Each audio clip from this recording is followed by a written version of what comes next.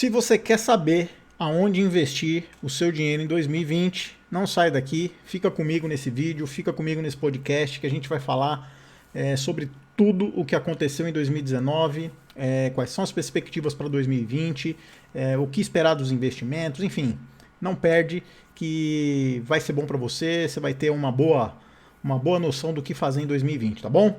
Meu nome é Roberto Francischini, sou assessor de investimentos, trabalho na área de investimento já há mais de 13 anos e um dos meus propósitos aqui com esse material, com esse bate-papo, é proporcionar para o investidor iniciante, proporcionar para quem está tomando conta do seu dinheiro a autonomia financeira, para você que quer aprender a lidar com dinheiro, aprender a lidar com os investimentos, aprender mais sobre as ferramentas, sobre os tipos de investimento, o que fazer, o que é melhor para o seu capital.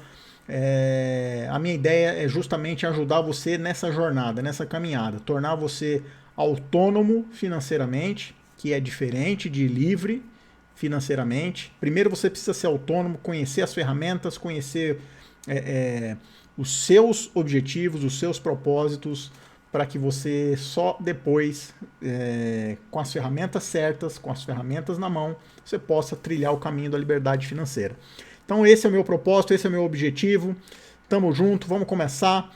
O conteúdo é grande, porque a gente precisa falar sobre política, sobre economia, sobre cenário internacional. Claro que nós vamos tentar bater um bate-papo aqui da maneira mais light possível, sem coisas muito técnicas, sem linguajar financês, que esse não é o propósito desse bate-papo. O propósito é que as coisas fiquem simples, didáticas, para que todo mundo entenda, para que todo mundo possa tomar suas decisões de maneira mais consciente, de maneira mais aderente aos seus objetivos pessoais, tá bom? Então hoje o conteúdo ele é uma retrospectiva de 2019 para a gente poder contextualizar as perspectivas para 2020, né? Tudo o que aconteceu em 2009, as coisas que ajudaram, as coisas que atrapalharam, como os investimentos das várias categorias se comportaram, para que a gente possa tentar traçar um cenário o mais próximo da realidade possível, que seja fácil de você entender, para você tomar suas decisões de investimentos a partir ainda dessa semana, a partir de quinta-feira, dia 2 de janeiro de 2020, quem diria? E para começar, eu não sei se você percebeu, mas os anos 2010 estão acabando. Lá se foram uma década. Eu estava parando para pensar esses dias, né? A gente fica vendo filmes, documentários, fica vendo coisas na TV e sempre que alguém faz uma referência a uma década, os anos 60, os anos 30, os anos 20... eu nunca imaginei que eu fosse participar dos anos 10 de algum século. É esquisito até de falar, né? Mas os anos 10 se passaram e eles economicamente foram uma década bem fraca do ponto de vista econômico, né? Tivemos um crescimento aí médio de 0,5% aproximadamente na economia. Tivemos um impeachment, tivemos muitas instabilidades políticas, institucionais, protestos, questionamentos democráticos, enfim, tivemos um cenário conturbado, né? Desde principalmente de 2012, 2013 para cá, tem sido anos complicados na vida brasileira, onde a economia não andou, a economia ficou andando de lado e muitos anos andando para trás, desemprego se acumulando, dívida aumentando, enfim, foram anos meio esquisitos, não diria perdidos, mas foram anos que de longe foram anos bons, né? Apesar de tudo, no finalzinho do ano passado, no finalzinho de 2018, o governo Temer entrega economicamente um país melhor do que ele pegou, né? Entregou com reforma trabalhista, com o início desse ciclo de queda de juros que a gente está vendo iniciado no governo Temer, mas uma coisa que ficou realmente para trás nesse período, principalmente de alguns meses para cá, os altos retornos da renda fixa, os altos retornos de maneira fácil da renda fixa, né? Aquele 1% líquido livre no bolso do investidor, que era simples de obter, fácil de conseguir, veio ficando ao longo do tempo cada vez mais difícil e isso não existe mais. O investidor, hoje, para ter uma rentabilidade melhor, para rentabilizar melhor o seu capital, o seu patrimônio, os seus investimentos, ele vai ter que aprender mais, vai ter que conhecer mais, vai ter que se arriscar um pouco mais, porque esses tempos dourados da renda fixa, por enquanto, se esgotaram. A gente está vivendo um ciclo de queda, um ciclo de corte na taxa de juros que está chegando ao fim. Muito provavelmente, tem gente que acha que ainda tem mais um cortezinho de 0,25 pontos, tem gente que acha que vai ficar por aí. Enfim, sendo como for, independente se vai cortar mais um pouquinho ou não, a gente está de fato chegando no final de um ciclo de corte de juros, onde provavelmente daqui para frente a taxa Selic só tende a aumentar. Mas calma que isso não vai acontecer em 2020, né? Já adiantando as perspectivas para 2020, pelo menos se nada de extraordinário acontecer, se nenhum fato fora das expectativas que estão à frente mudarem, muito provavelmente as taxas de juros permanecem nesses patamares até 2021, quando se pensa em aumento de juros. Claro que isso é tudo no campo não é do campo da especulação, mas é no campo da observação, das atitudes, do comportamento, tanto econômico quanto das entidades econômicas, né? Do governo, do Banco Central, os comportamentos internacionais, enfim, se tudo permanecer como o mercado acredita que tem mais chances de acontecer, a taxa de juros fica nesse patamar. Então tá, a década de 10 passou, né? Vamos entrar agora na década de 20.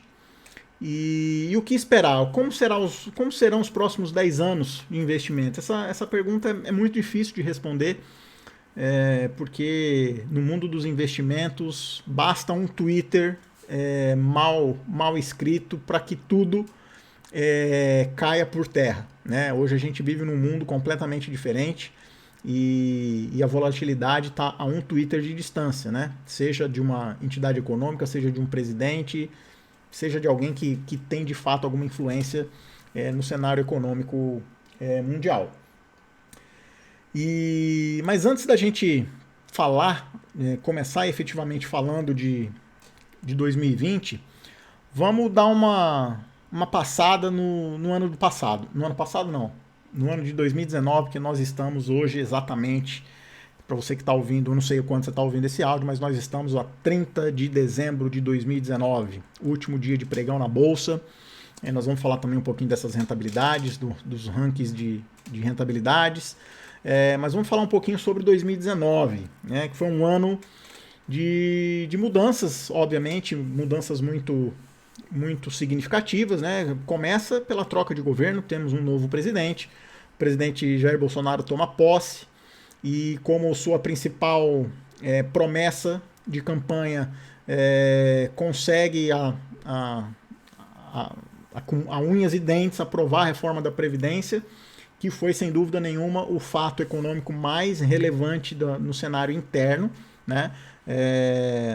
A reforma da Previdência vai gerar aí uma economia nos cofres em 10 anos de 850 bilhões de reais, que é muito significativo, ficou além das expectativas iniciais, por mais que em algum momento da caminhada chegou-se a cogitar economias acima de 1 bilhão e 200, enfim, números assim astronômicos, o Congresso chegou num número que foi razoável para a nossa economia, vai dar um fôlego, vai ser suficiente para a gente conseguir retomar o ciclo de crescimento, coisa que o Brasil não experimenta já há muito tempo. Depois da reforma da Previdência, a gente teve o ano inteiro aí praticamente esse blá blá blá entre China e Estados Unidos, essa guerra comercial, essa guerra de Twitter, essa guerra de diz que me diz, que obviamente tiveram medidas concretas, né, que fez com que isso tornasse esse episódio relevante e que afetasse, obviamente, toda a economia mundial, inclusive que já não anda lá essas coisas, né? A economia mundial está meio estagnada, meio parada. A gente vai falar também um pouquinho sobre isso. E a guerra comercial não ajudou muito no cenário econômico. A Bolsa Brasileira, o Ibovespa rompeu pela primeira vez na história os 100 mil pontos, né? Que é um recorde significativo. Claro que se a gente corrigir o índice Bovespa pela inflação de 2008, quando ele bateu o seu pico histórico lá em 74 mil e alguns pontos, descontando a inflação, esse índice ainda está dentro daqueles patamares de 2018. Eu não fiz a conta atualizada para ver, mas eu sei que ainda não tinha rompido o índice corrigido. Mas isso pouco importa. O que interessa é que esse índice, ele psicologicamente e economicamente, ele tem muita relevância.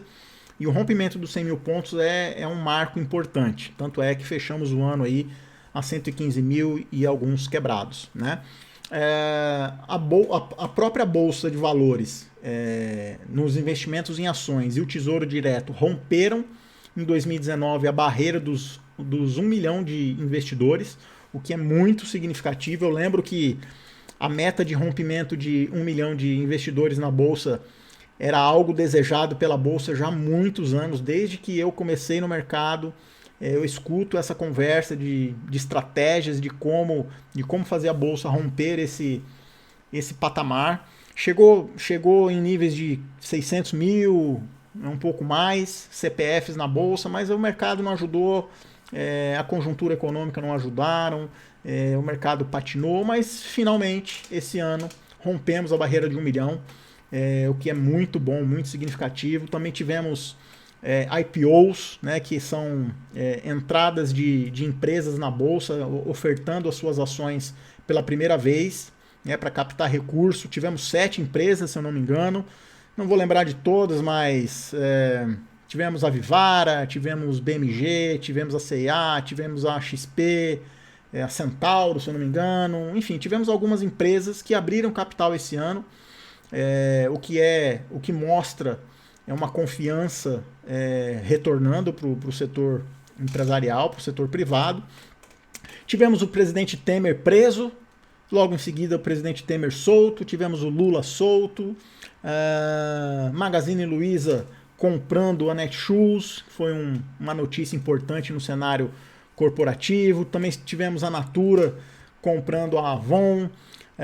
Estou falando aqui de fatos, obviamente, que tem a ver com o mercado financeiro, que tem a ver com o mercado de capitais, que influenciam de alguma forma, seja direto ou indiretamente, o mercado financeiro. Tá? Não vou ficar falando de esporte, não é uma retrospectiva do ano, é uma retrospectiva econômico-financeira, né, de coisas que foram relevantes para o mundo financeiro esse ano. Tivemos o escândalo da Vaza Jato, né, com aquelas mensagens vazadas do juiz Sérgio Moro e agora então do então ministro Sérgio Moro, que causaram muita volatilidade, muito ruído no mercado, enfim, muitas especulações de que vai sair, não vai sair, enfim, notícias que iriam aparecer, que não apareceram. Enfim, o caso acabou meio que apagando aí ao longo do caminho, mas na época causou bastante transtorno. Tivemos também uma medida econômica anunciada pelo governo federal, que foi a liberação do FGTS, né, que injetou alguns bilhões de reais na economia. Tivemos também um evento político em que o presidente Jair Bolsonaro deixa o seu partido que o elegeu, o PSL, e funda, né, outro partido. Ainda no mundo corporativo tivemos a saída do Walmart do Brasil, que vai substituir a marca Walmart pela marca Big, né?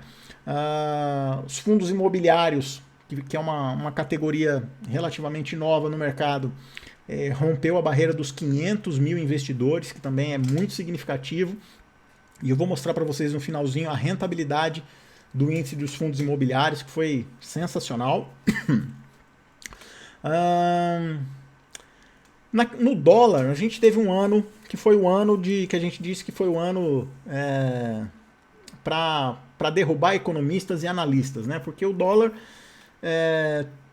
muito se dizia que se Jair Bolsonaro fosse eleito, o dólar tendia a cair, porque entrar um governo mais liberal, um economista no Ministério da Fazenda com viés liberal, em liberar a economia, abrir a economia. Enfim, uma análise até certo ponto correta, mas que ignorou o cenário internacional, que foi o maior player de volatilidade esse ano no dólar, né? E tudo. E assim, a gente não tem uma perspectiva de que esse dólar volte para patamares abaixo de R$3. Eu não gosto de arriscar, eu nunca arrisco números em dólar, porque eu sei da volatilidade, da dificuldade e da influência que o dólar sofre de várias partes, de vários lugares do mundo, são várias coisas que influenciam e é realmente muito difícil você prever dólar. E aí eu fico com a frase do Paulo Guedes, né? Paulo Guedes disse, se eu não me engano, em meados de novembro, que é bom a gente se acostumar com o dólar mais alto. E eu concordo com essa visão, concordo com ele. A gente tende a trabalhar aí em 2020 com dólar na casa que estamos aí de 3,90 a 4,20, ficar nessa faixa de preço aí. Claro, a gente nunca pode ignorar fatos extraordinários, fatos que a gente não prevê, não consegue ter a noção de que vai acontecer ou não, né? Fatos geopolíticos, fatos políticos, principalmente aqui no Brasil, onde a política eu sempre acho que é uma bomba prestes a explodir, né? É uma bomba muito próxima de se explodir com algum escândalo de corrupção, com alguma descoberta, com algo inesperado, enfim, é uma variável muito difícil aqui no Brasil de se prever e a qualquer momento uma notícia faz tudo cair por terra, né? Todas as previsões, tudo que se analisa perde o sentido. Talvez aí o ponto mais relevante do ano seja a continuidade do ciclo de corte de juros iniciado no governo Temer, mantido pelo governo Jair Bolsonaro, rompendo patamares históricos de juros baixos, né? Então a gente está num cenário de juros aí que a gente nunca experimentou. Vai ser a primeira vez que a gente vai pegar um país nessas condições, com juros baixos, inflação baixa, ainda com desemprego alto e desemprego alto e diminuindo de forma ainda muito lenta, mas vai ser a primeira vez que a gente vai experimentar esse cenário, e esse cenário é muito positivo, né? Falando de uma maneira estrutural, ele é muito positivo e tem tudo para ser um cenário transformador, um cenário também de divisor de águas na política econômica e na economia brasileira.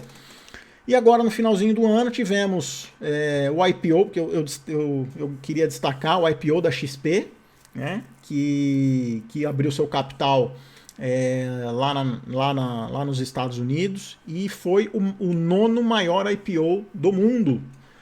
Por isso que eu quis destacar aqui, foi uma baita oferta de capital.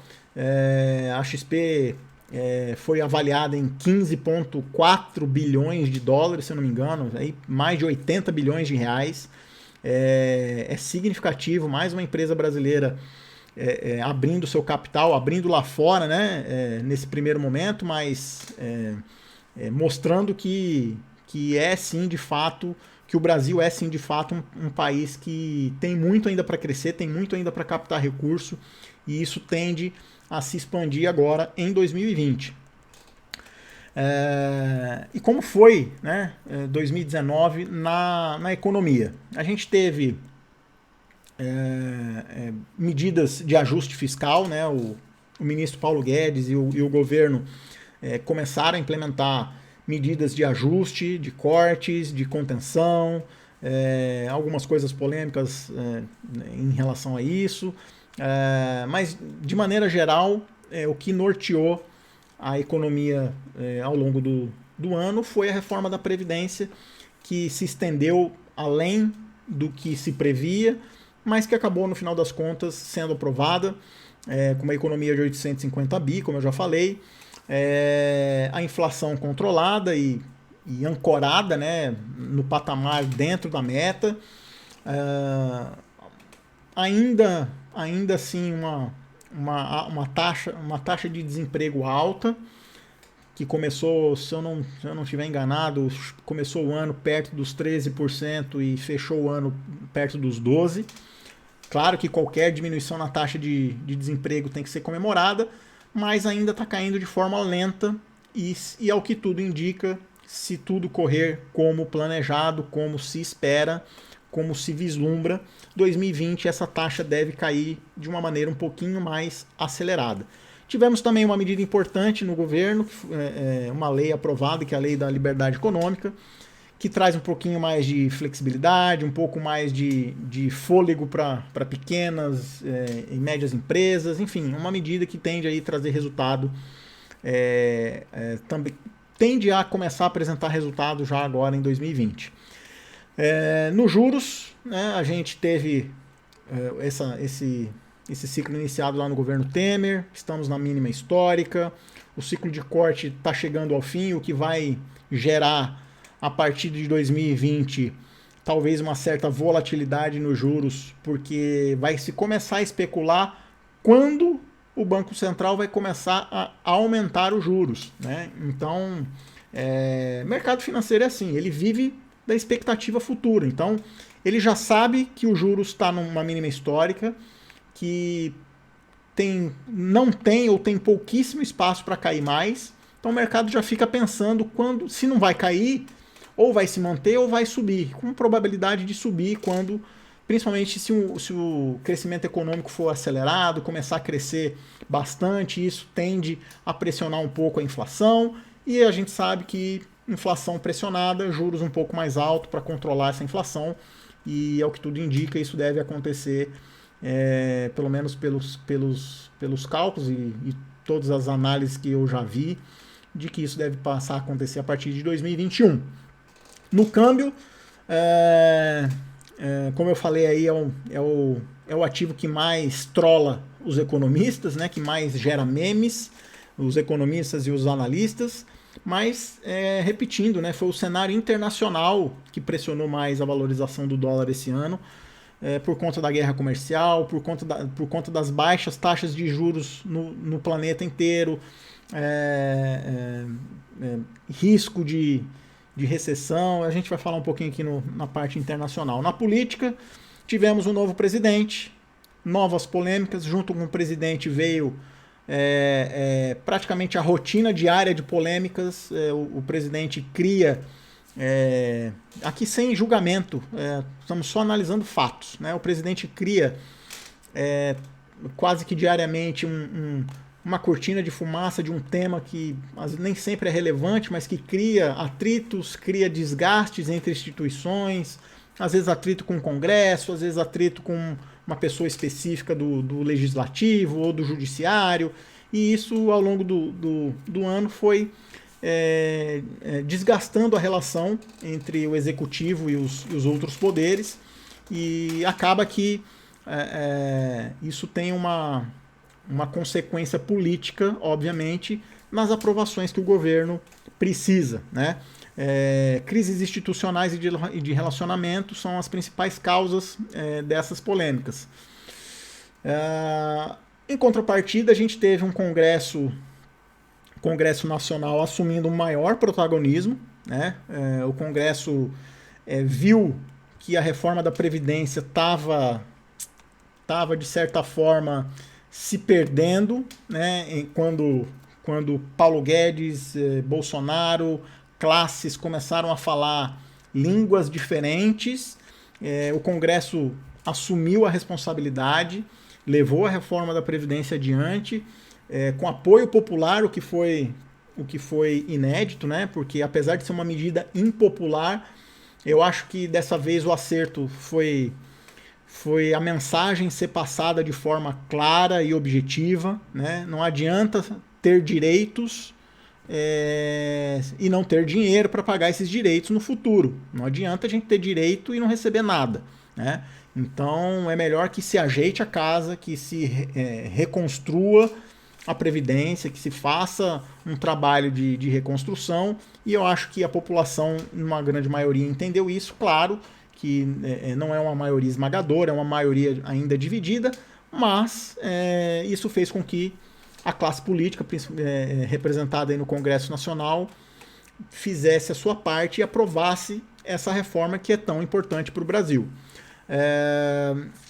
Tivemos trocas de ministros variados por polêmicas bobas, polêmicas ou desentendimento entre ministros e o presidente.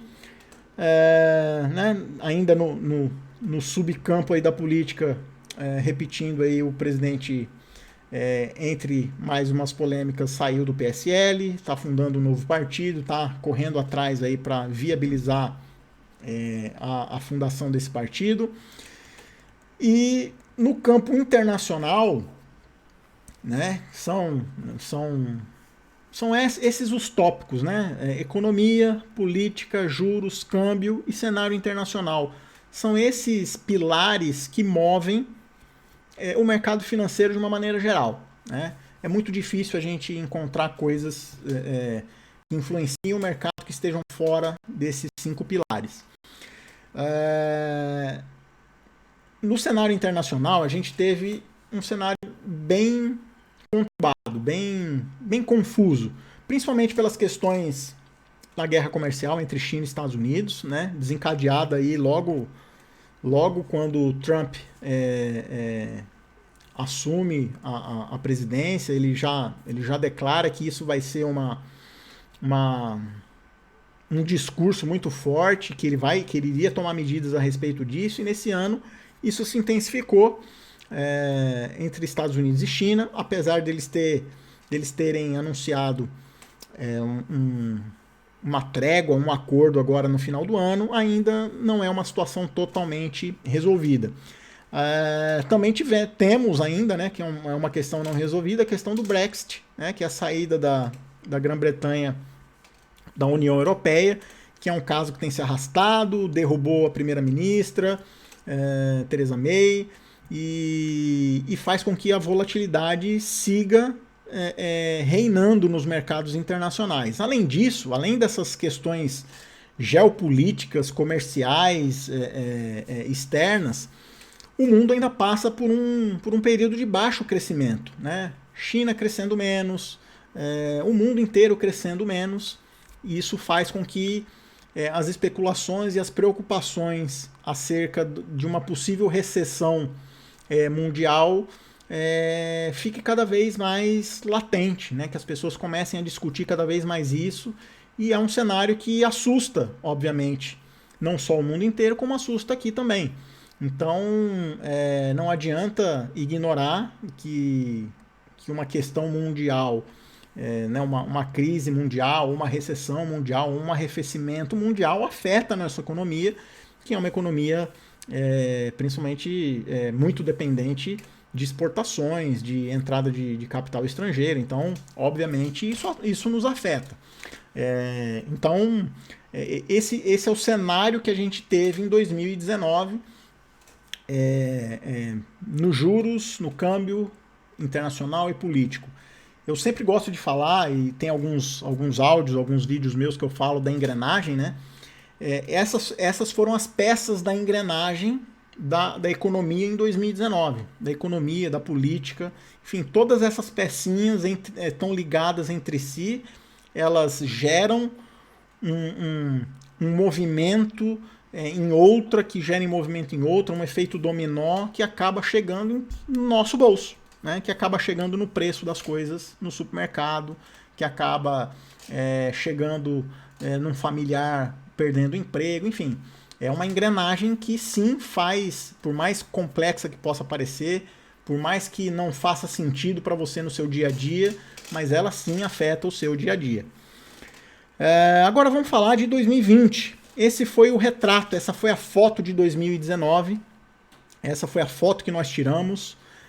Claro que olhar para o passado é muito mais fácil, né? A gente consegue visualizar a lógica, visualizar tudo que aconteceu de uma maneira mais sóbria, mas durante o ano, quando as coisas estão acontecendo, nem sempre a gente tem essa clareza de quando tudo passa, né? Em 2020, a visão, resumidamente, é otimista, tá? Eu até já adiantei algumas coisas aqui, mas eu vou falar sobre 2020 dividindo também nos 5 pilares: economia, juros, câmbio, política e cenário internacional. Vou falar um pouquinho de cada para que a gente possa comparar e contextualizar o que esperar para 2020. Como eu disse, em resumo, a visão é otimista, né? Para o cenário interno, para o cenário nacional, é uma visão otimista. Por quê? Porque a gente está num processo de transformação. A crise econômica que a gente estava passando parece que está ficando para trás, parece que a gente está saindo da lama, devagarinho, mas está saindo da lama. Temos aí uma previsão de crescimento já do PIB para 2020 em 2%, alguns falam em mais de 2%, o que não acontecia há mais de 5 anos. Né? A gente não cresce, a economia não cresce aqui no Brasil mais de 2% há mais de 5 anos, então é um fato, sim, a ser considerado. Com inflação sob controle, né? Então, assim, a gente tem um pilar.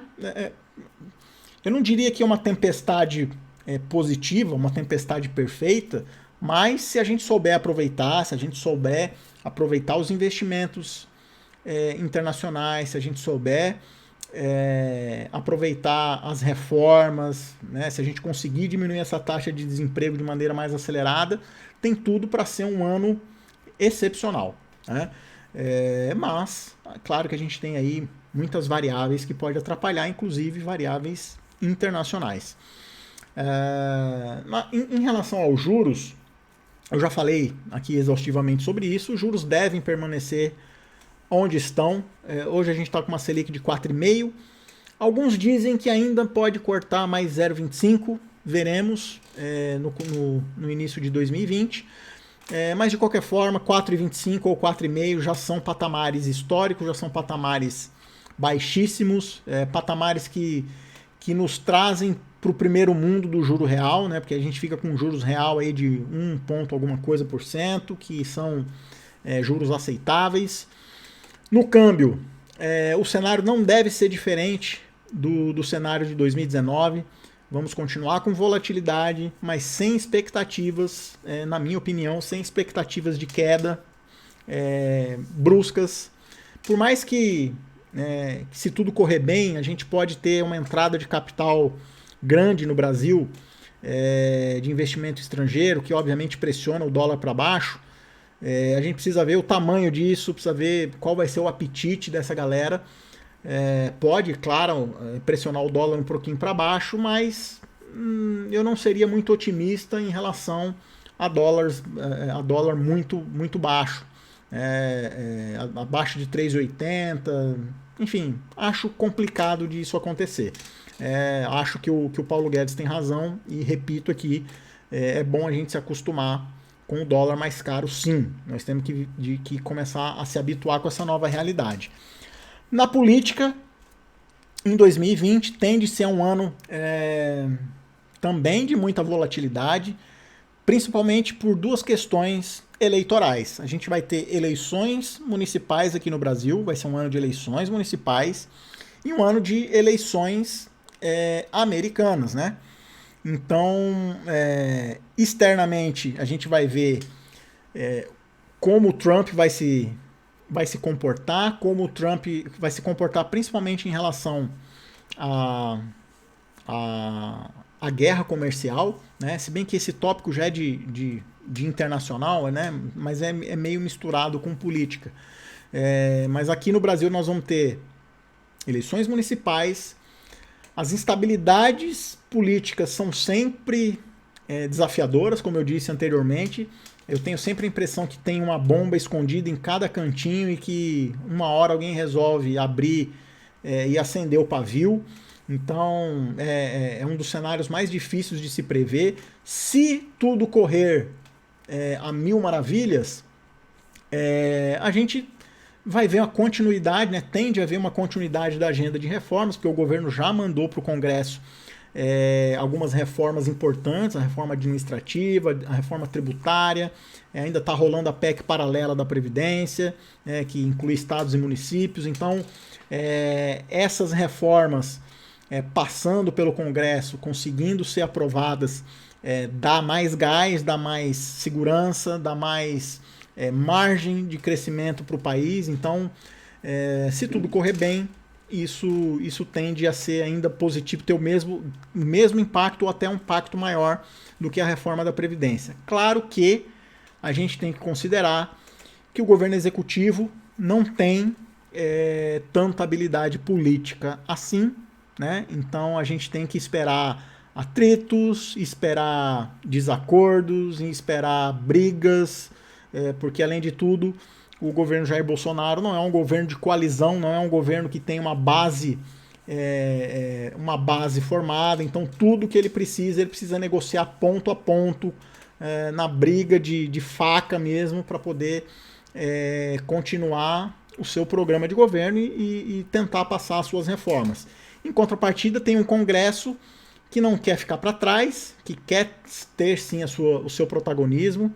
Tem dois presidentes que gostam de protagonismo, gostam de aparecer, não no bom sentido da palavra, né? Gostam de mostrar serviço, e a gente vai ver como isso vai acontecer. Se o presidente ainda mantiver o seu apoio popular, claro que isso facilita, porque o Congresso é movido à popularidade. Ele não é muito mais difícil o Congresso tomar atitudes que não sejam de gosto popular, principalmente em ano de eleições municipais, onde teremos aí mais 5.000 e tralalá de prefeitos. No cenário internacional, eu já adiantei aqui, a gente vai ter as eleições americanas, que vai trazer uma variável de volatilidade no mercado, e também, muito provavelmente, essas eleições tendem a trazer uma solução para a guerra comercial. Não acredito que o Trump vá levar esta pendência para as eleições, porque isso eu acho que politicamente para ele seria negativo. Então ele precisa resolver esse assunto. Eles, né, Estados Unidos e China, precisam resolver esse assunto, e eu acho que a China tem essa consciência de que as eleições podem ser um bom momento para tirar as diferenças e resolver esse problema de uma vez por todas e chegarem a um novo acordo. Em contrapartida, também acredita-se que em 2020 a questão do Brexit seja finalmente solucionada, que eles cheguem num acordo, seja ele qual for, mas que isso deixe de ser uma indefinição. Porque se tem uma coisa que o mercado odeia, é não saber o que vai acontecer, né? Não é que o mercado preveja o futuro, mas o mercado gosta de uma estrada sem neblina, gosta de uma estrada clara, limpa e que dê para ver o final da estrada. Claro que no meio do caminho pode entrar alguém no caminho, pode chover, pode abrir um buraco na estrada, mas se o mercado continuar vendo a estrada, é isso que interessa. Quando ele não vê o que vai acontecer, quando ele não consegue ver o caminho, é o que a gente chama, é o que a gente fala, né? Que os investidores fogem do risco, vendem seus ativos de risco, guardam dinheiro em ativos de menor risco, em títulos soberanos principalmente, e ficam aguardando o que vai acontecer. Isso causa instabilidade e quedas em bolsa. Então, eu não acredito que o Trump vá querer passar por essas eleições com essa pendência, e também não acredito que que a União Europeia e a Grã-Bretanha não resolvam essa questão do Brexit. Bom, a gente falou aqui, a gente tirou a fotografia de 2019, falamos como foi a economia, a política, os juros, o câmbio, o cenário internacional. Falamos como esses mesmos pilares devem se comportar dado o cenário que aqui está em 2020, né? Também na área internacional, na política, na economia, no câmbio e nos juros. Agora a gente vai falar um pouquinho para a última parte do nosso bate-papo, onde investir em 2020. Né? Eu não vou aqui falar para você dar recomendações de investimento, tá? Essa não é a minha intenção. A minha intenção é passar um overview em tudo, né? Passar um olho em todos os tipos de investimento, falar, dado o cenário que a gente apresentou para 2020, quais são as melhores perspectivas para cada um deles, e aí você obviamente toma as suas conclusões, as suas definições baseadas no seu perfil, nos seus sonhos, nos seus projetos, porque no final das contas é isso que manda nos seus investimentos. Tá? Mas vamos lá. Num cenário em que o mundo está com baixo crescimento, o juros está baixo, e a gente tem alguns riscos geopolíticos, o dólar forte, volatilidade nos juros pela expectativa de alta, ou seja, o mercado deve começar a especular no mercado os juros. Quem se beneficia com juros baixos? Né? Aqui no Brasil, quem se beneficia com juros baixos? Principalmente as empresas. Né? As empresas e, consequentemente, isso é uma coisa positiva para a Bolsa de Valores, porque a Bolsa de Valores está cercada de empresas. Né? Empresas que querem crescer, que querem ter lucro, querem se desenvolver, querem contratar mais, e quanto menor os juros, melhor para elas, porque elas conseguem captar recursos com mais facilidade, com mais baratos, e assim conseguem financiar mais projetos, mais empregos, mais ampliações de fábrica, etc. Né? Então, com o cenário de queda de baixa de juros, a gente tem sim um cenário muito bom para as empresas e, consequentemente, para a Bolsa de Valores. Tende a ser um ano volátil, né? Por conta de tudo que eu já falei anteriormente, das eleições americanas, eleições municipais, agendas de reformas, né? que ainda vai estar em pauta, e por isso mesmo é importante, nunca deixou de ser importante, mas eu acredito que vai ser cada vez mais importante a diversificação de ativos, diversificação de investimentos. Tem que aprender a diversificar mais os seus investimentos para se proteger de todos os lados e ainda assim ter uma rentabilidade acima da maioria do mercado. E a gente precisa, para isso, sair da inércia. Né? Ou seja, o que é sair da inércia? Nós, investidores, você e eu, precisamos conhecer mais ferramentas, conhecer mais investimentos, mais categorias de investimentos, né, que eu quero, quando eu falo de mais investimentos, mais categorias de investimentos, e aprender mais e mais e mais e mais, porque só o conhecimento vai poder te dar as condições ideais para que você tome uma decisão serena, uma decisão correta e que esteja alinhada com seus objetivos. Porque eu digo e repito, aqueles 1% ao mês, líquidos, livre, de maneira fácil e tranquila, esquece, ele não tem mais, ele não existe mais, ele não tem uma perspectiva de voltar. Então a gente vai ter que aprender a se expor um pouco mais a riscos. Né? Então vamos passar rapidamente pelos principais tipos de investimentos e falar das suas perspectivas para 2020. E eu começo, obviamente, pela renda fixa, né, que foi um tipo de investimento que teve... foi um ano de mudanças significativas e profundas nesse tipo de investimento. Obviamente, pela queda dos investimentos. Quem tinha investimentos já na sua carteira como tesouro pré-fixado, comprado lá atrás, teve a possibilidade de vender esses títulos com um lucro muito bom, mas para novas entradas no mercado, infelizmente, vai ficar cada vez mais desafiador. Porém, a gente tem, dentro da área de renda fixa, algumas categorias que ainda podem ser interessantes para o investidor, que investir em crédito privado, né? Quando você investe em tesouro direto, você tá investindo em crédito público, ou seja, você está pegando dinheiro, dando para o governo e o governo está te pagando uma taxa de juros. Crédito privado você está pegando o seu dinheiro, dando para uma empresa, né? E ela está te pagando juros por isso. A lógica é a mesma, porém você está negociando, ao invés de negociar com o governo, negociando com uma empresa. Claro que numa escala de risco, o risco de uma empresa é maior do que o risco de um país, né? Em tese, é assim que funciona. E por isso, paga-se mais taxa de juros. E os CRA, CRI, né? Debêntures incentivadas. É bom a gente ficar de olho, porque pode ainda ter algumas oportunidades interessantes em 2020. Muito provavelmente a gente deve ter mais emissões de debêntures para financiar projetos de infraestrutura, principalmente. Então pode surgir boas oportunidades nesses cenários. Os fundos multimercado vão ter um desafio maior em 2020, porque os multimercados vivem da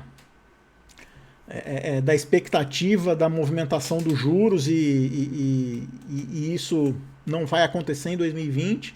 Então os fundos multimercado vão ter que encontrar outras alternativas. E você também pode, dentro do multimercado, diversificar fundos dessa categoria. A maioria dos fundos multimercados, com estratégias macro, né, que é essa que eu falei, que você tem, que se beneficia da movimentação dos juros, esses vão ser mais desafiadores. Mas dentro do multimercado você pode diversificar com fundos long e short, que são fundos que trabalham a diferença de vender uma empresa e comprar outra, apostando na diferença entre elas. A gente pode falar sobre a gente provavelmente vai falar sobre isso em outra oportunidade.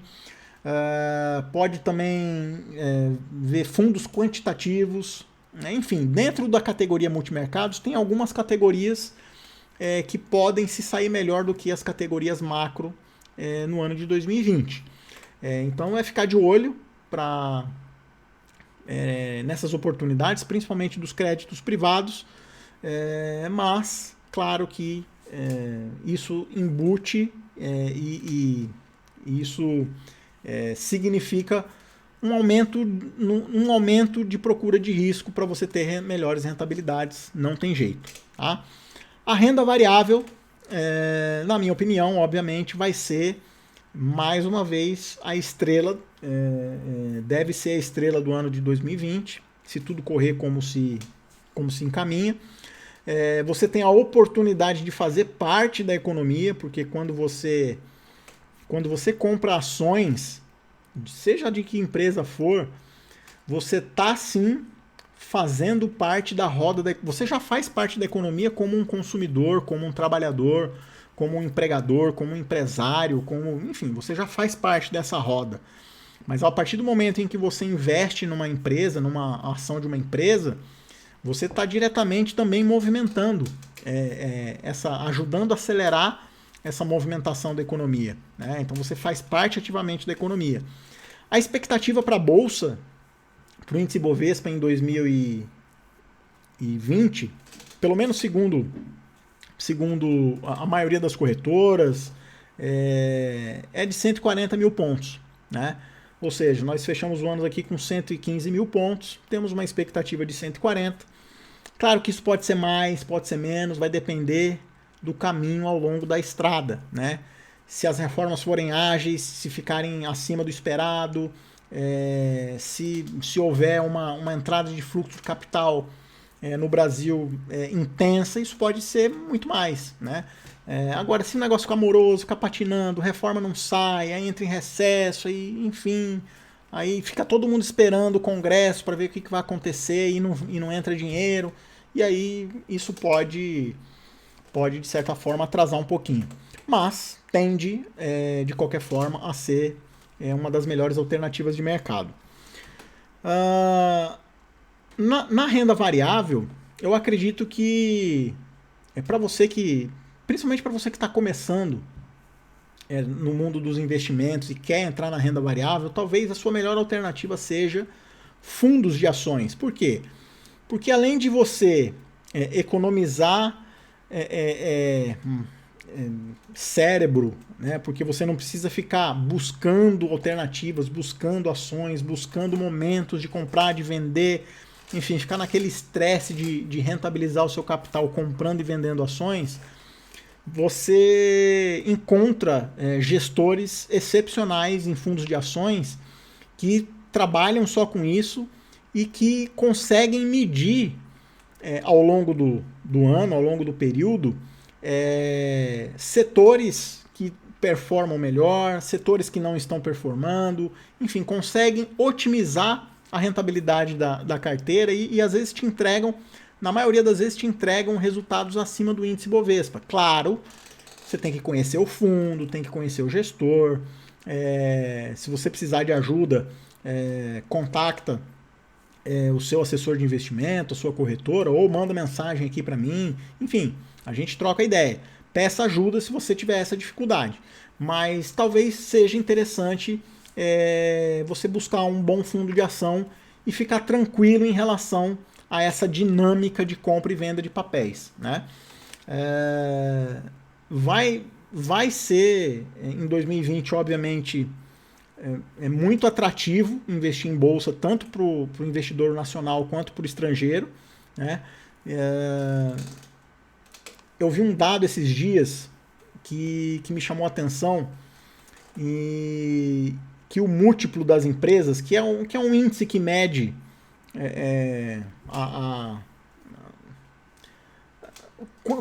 quanto as empresas estão lucrando, enfim, de maneira bem simples, só para a gente não complicar muito aqui a linguagem, esse múltiplo, esse potencial de lucro das empresas aí está numa média histórica, está perto de uma média histórica.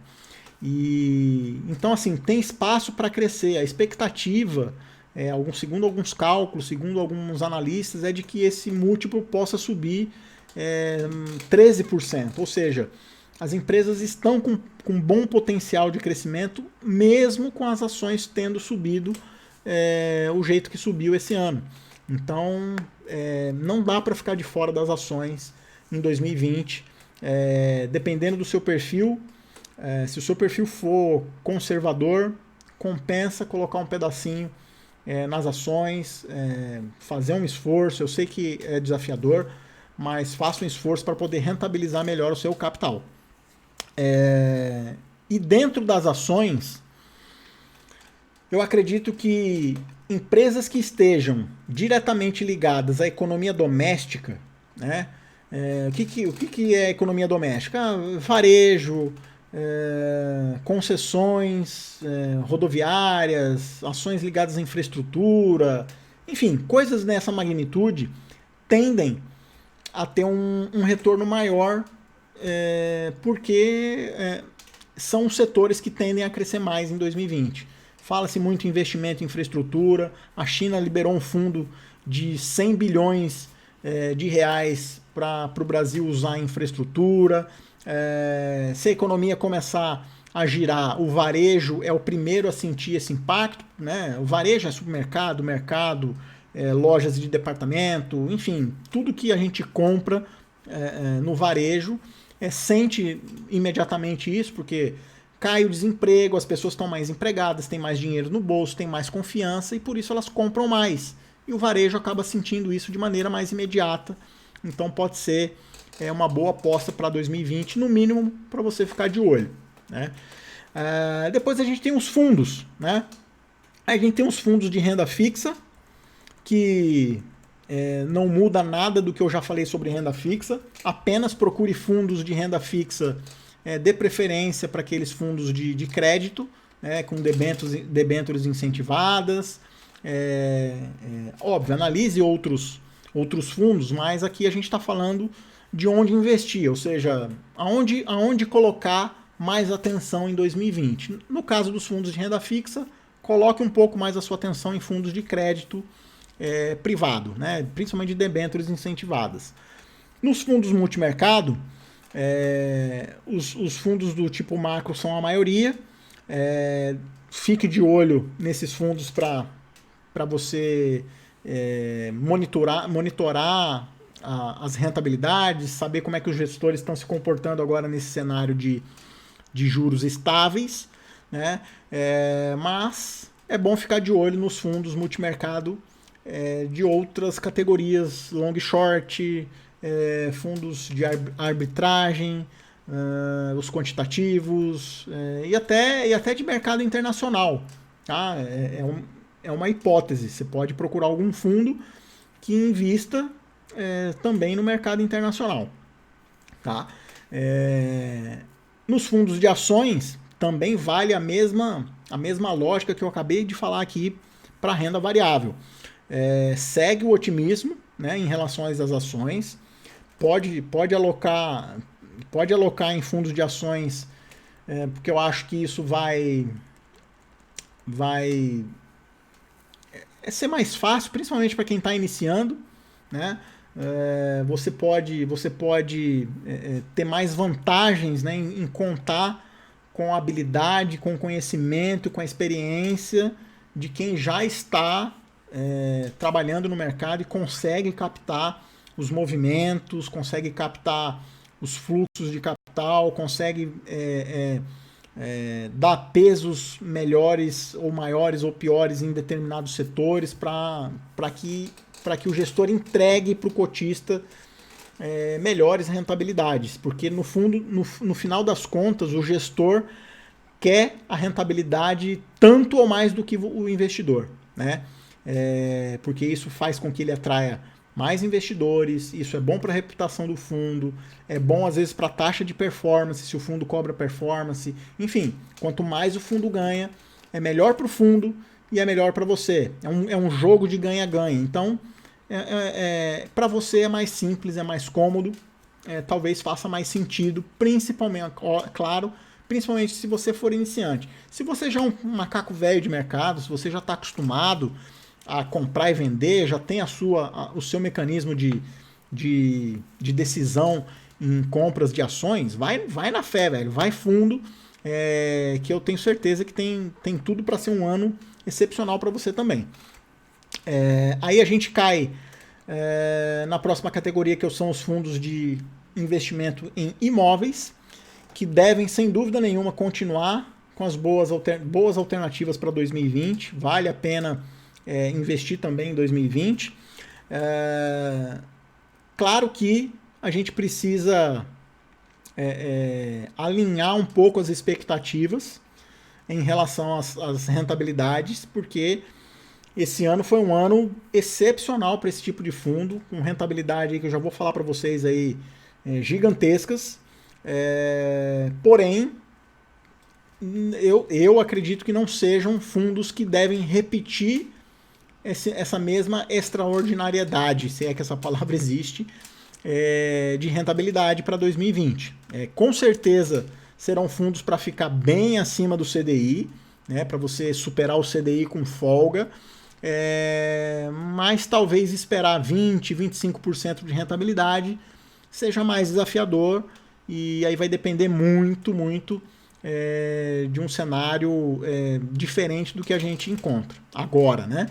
É bem provável que com o crescimento econômico os índices de vacância, né, que é o índice de imóveis vazios, imóveis vazios nas carteiras do fundo diminua, e isso vai fazer com que as receitas de aluguéis aumentem e, consequentemente, os dividendos também dos fundos imobiliários também tendem a aumentar. Então fica de olho nos fundos imobiliários, vale a pena sim manter na carteira, principalmente para diversificar. Mas fica aqui o alerta para você ler direitinho a lâmina do fundo, procurar saber quem é o gestor, se o gestor tem experiência naquele ramo, naquele assunto específico, né, porque cada fundo tem uma estratégia, tem um objetivo diferente. Então procure mais informações, veja as carteiras recomendadas de fundos de ações, de fundos de investimentos da sua corretora, converse com o seu assessor, manda mensagem aqui no privado se você precisar de ajuda, mas vale sim a pena a gente ficar de olho e investir em fundos imobiliários em 2020. Temos alguns fundos alternativos para aqueles que gostam de mais diversificação, que são fundos não tradicionais, né? Como, por exemplo, private equities, que são empresas que não estão listadas em bolsa, fundos de criptomoeda, indústrias específicas. Eu não sei, aliás, eu não sei se vocês viram, mas eu vi que a XP lançou agora esse ano um fundo na indústria de cannabis, né? Então, assim, tem fundos de indústrias específicas que pode procurar a sua corretora, o seu assessor, que também é uma alternativa. E por fim, temos os fundos internacionais, que podem te ajudar a ficar imunes ao cenário interno, né? Por quê? Porque se você comprar, seja fundos de renda fixa, fundo de ações, ou fundo multimercado internacionais, seja de categoria for, são fundos que estão atrelados a ativos internacionais e que não necessariamente respondem ao cenário interno, como dificuldade de aprovação de uma reforma, polêmica criada pelo presidente, enfim, você diversifica um pouco o seu capital, o seu dinheiro, e tira ele um pouco do risco do mercado brasileiro. Então pode ser também uma opção. Pode ser um equilíbrio para a sua carteira no ano de 2020. Resumidamente, a gente falou muita coisa, bastante coisa, mas o que fica, eu acho que a lição que fica é que a gente vai ter que rebolar mais em 2020, vai ter que ficar mais ligado, ficar mais esperto, cobrar não, mas fiscalizar não é fiscalizar também, mas acompanhar de perto os gestores de fundo, o que eles estão fazendo, quais são as suas estratégias, enfim, ficar mais ligado, aprender mais, conhecer novos investimentos, novas alternativas, para que você possa, em 2020, rentabilizar o seu capital ainda melhor do que em 2019. E para finalizar, eu até anotei aqui, porque hoje, 30 de dezembro de 2019, foi praticamente o último dia útil do ano, eu queria passar para vocês aqui as rentabilidades de 2019, para que você entenda um pouquinho do que foi e do que esperar em 2019. E vamos começar, obviamente, com a renda variável, né? A renda variável, o índice Ibovespa, que é o principal índice de ações aqui do Brasil. Ele fechou 2019 com uma rentabilidade de nada mais, nada menos que 31,58%. Ou seja, muita grana, muito dinheiro. Se você soube aproveitar o ano de 2019 na renda variável, se deu bem. Mas um fato curioso não, mas um fato que chama atenção é que o mercado de ações está no 4º ano consecutivo de alta, e não são altas pequenas. Eu só anotei aqui 2017, 26,8%, 2018, 15%, e agora 2019, 31%.